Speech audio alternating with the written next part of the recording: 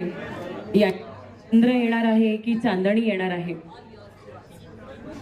आपल्या परंपरेनुसार गमतीशीर गेम मधून समजणारच आहे. तत्पूर्वी ह्या एका बाळाच्या येण्यानं आयुष्य किती जणांचं कसं बदलणार आहे. घरात आली बातमी गोड इवलस बाळ येणार आहे. कितीतरी वर्षांनी आता घरात पुन्हा पाळणा हलणार आहे. साऱ्या घरात आता आनंदाने झरा ओसंडून वाहणार आहे.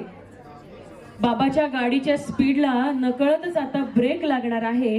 त्याची गाडी आता रस्त्यावर अगदी कडेकडेने सावकाश चालणार आहे, कारण बहरलेल्या घरट्याची ओढच त्याच्या गाडीला ब्रेक लावणार आहे. आजी आजोबांच्या शिस्तीत आता बराच बदल दिसणार आहे. थकल्या हातांना दमलेल्या पाठीला आता उत्साहाचं नवं उधाण येणार आहे. पुन्हा एकदा जोडीची पावलं खेळण्यांच्या दुकानात वळणार आहे.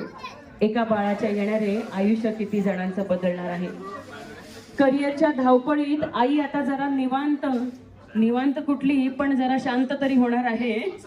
बाळालीला पाहून आणि बाळलीलात हरवून आता बाळातच तिला रामकृष्ण शिवबा आणि जिजा दिसणार आहे.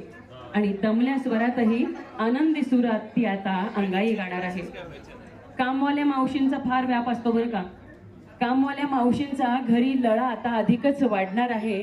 किती तो पसारा करते अशी कुरकुर न करता ती आता आनंदाने राबणार आहे. एका बाळाच्या येणारे आयुष्य किती जणांचं बदलणार आहे.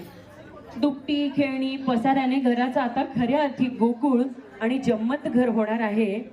त्याच पसाऱ्यात एखादा पाहुणा गोड हसत बदकल मारून जेव्हा बसणार आहे, तेव्हा त्या पाहुण्याचा या घराशी असणारा बंध अधिकच दृढ होणार आहे. भिंतीवरच्या रेघोट्यांनी घर बोलकं कोपरान कोपरा हसरा होणार आहे. आणि बोबड्या बोलांनी अवघं घर बोबडं होऊन बोलणार आहे. एका बाळाच्या येण्यानं आयुष्य साऱ्यांचं किती बदलणार आहे. घर हे घरच